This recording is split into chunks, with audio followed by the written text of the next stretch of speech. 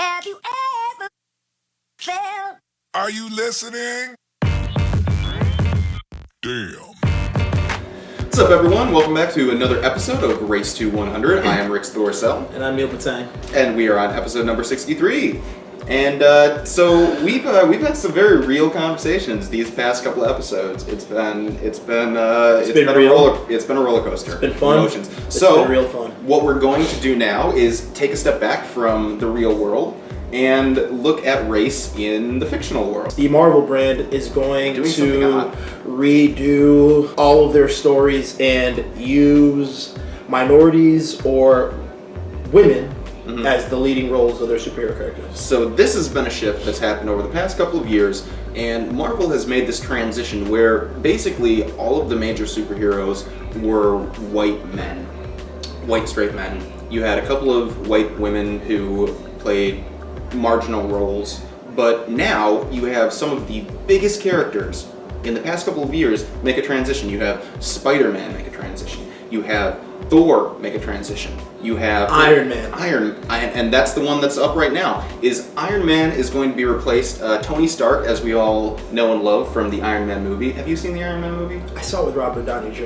Yeah. Shout out to Robert Downey Jr. Oh, I love him. He's a real one. He is the most delightful actor. He gives good interviews. That first Iron Man movie just changed the course of superhero movies for an eternity. But we're entering into a new era right now, and in the comic books, Tony Stark is going to be replaced by a young black woman, MIT student, who is named Riri Williams.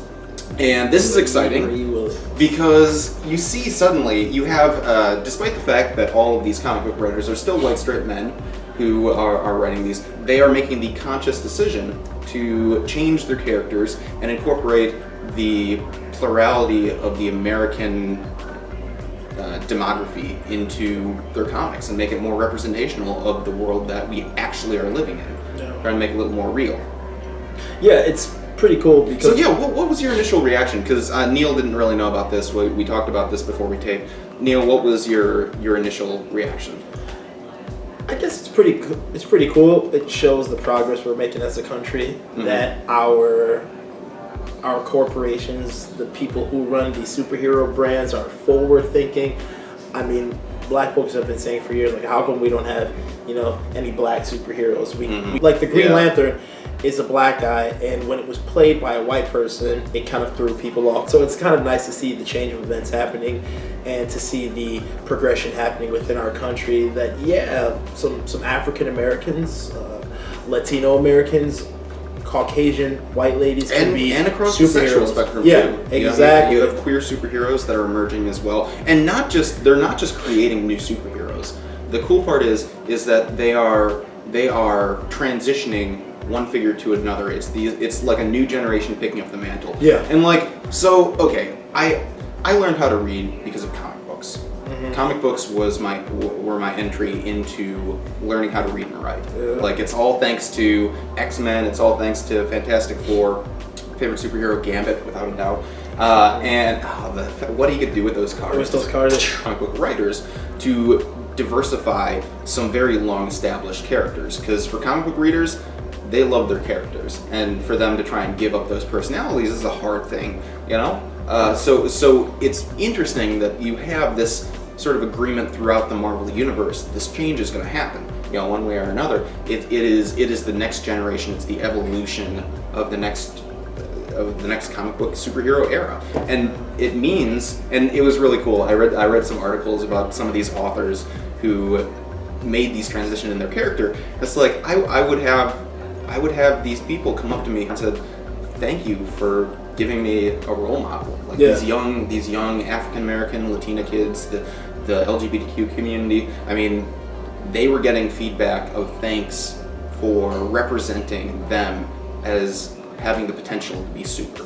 Yeah. And I think that is the beauty of comic books, is that it opens up the imagination, and when you extend that to all race, creeds, sexual identities, religions, the possibilities are endless. Now, what I wonder is if DC Universe, their competition, the brand that represents Superman, Batman, I wonder if they'll follow that trend and do the same.